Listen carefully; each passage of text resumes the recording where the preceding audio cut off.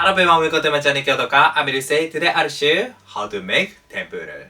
Tempura is one of the most popular and traditional fried foods in Japan, and tempura is similar to fritters. I've shared how to make tempura several times, and today I make tempura with sea bream and asparagus. Crispy and fluffy sea bream tempura is elegant and tasty. I hope you enjoy delicious tempura at your home. Yes, let's make it. First, I'll prepare sea bream. Sea bream is called Thai and it's caught in Chiba Prefecture. Of course, there's nothing wrong with spinning fins. Firstly, remove the scales with a fish scaler. To prevent the scales from scattering, apply the water to fish while removing the scales. The scales of sea bream are very hard, so please remove them carefully. The scales near to fins tend to remain, that's why use a knife to remove them.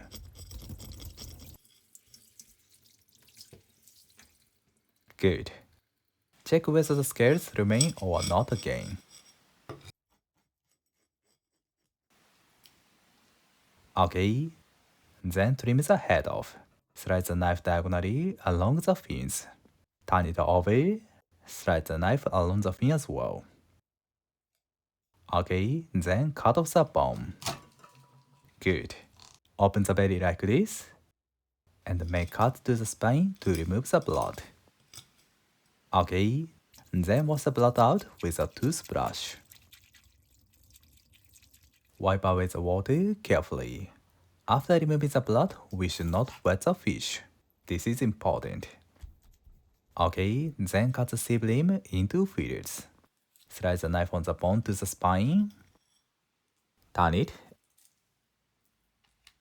And cut the skin. The trick is to slide the knife smoothly. And it's important to reach the knife to the spine. If the fish is small or ribs are soft, we can cut the ribs off like this. But the ribs of the sea bream are harder, so cut them off like this.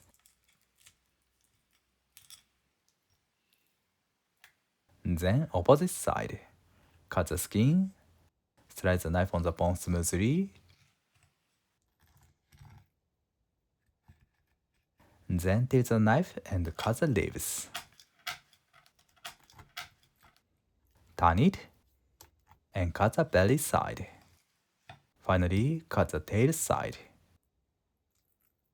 Okay. Next, remove the ribs. Separate the ribs from the pin bones. This helps us to remove the ribs easily. When remove the ribs, slice the knife along the bones carefully. The trick is to slice the knife smoothly. When we prepare the fishes, we always slice the knife smoothly. This knife is Deba knife.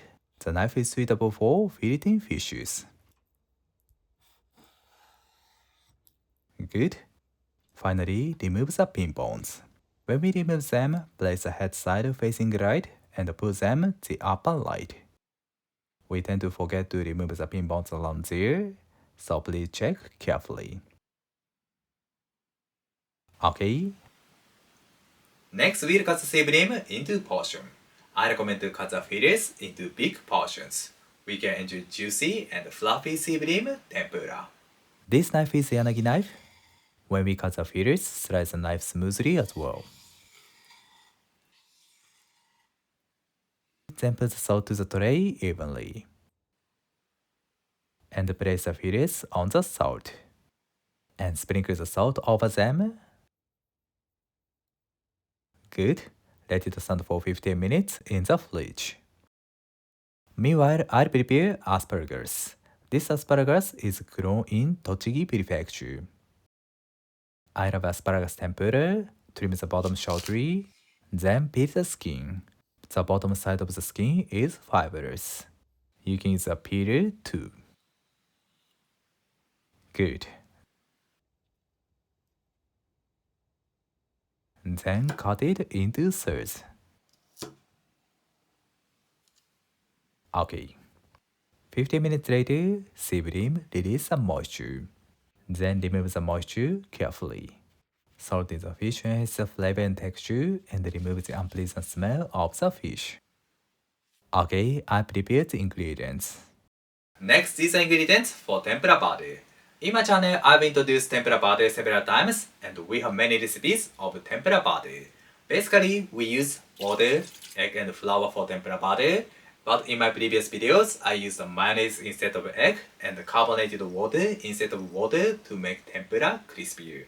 And we sometimes use sesame oil for tempura body. You can see these recipes in my description. And today I use a new ingredient for tempura body. The new ingredient is sake. Recently, I learned sake is a good ingredient to make tempura crispier. And this is my first time to use sake for tempura body. I'm excited to try it. Crack the egg and beat it. It's important to mix the egg and water well.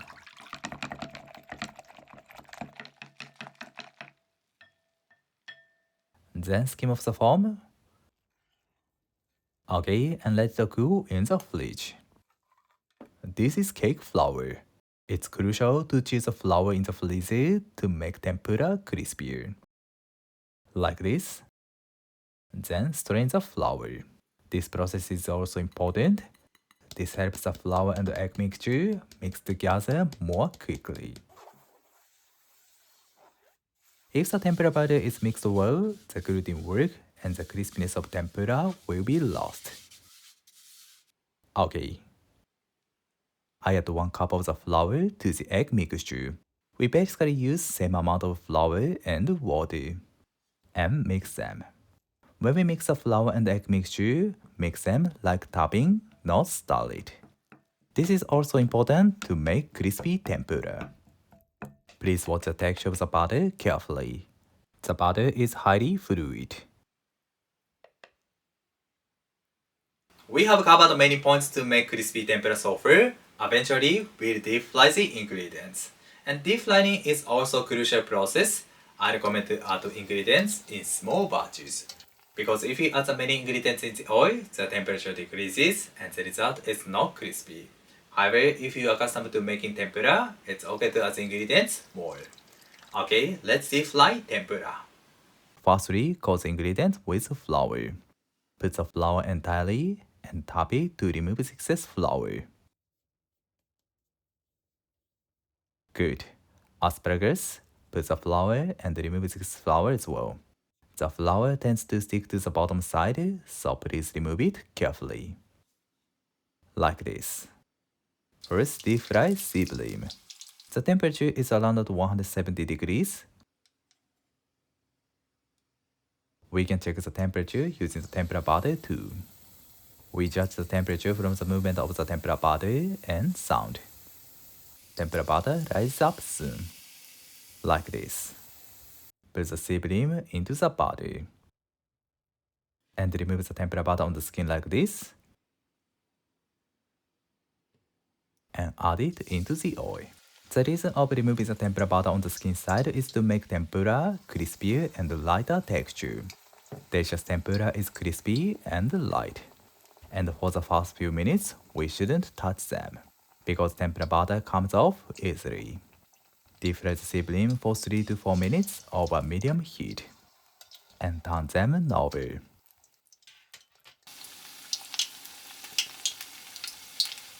Three minutes and 30 seconds later, remove them from the oil.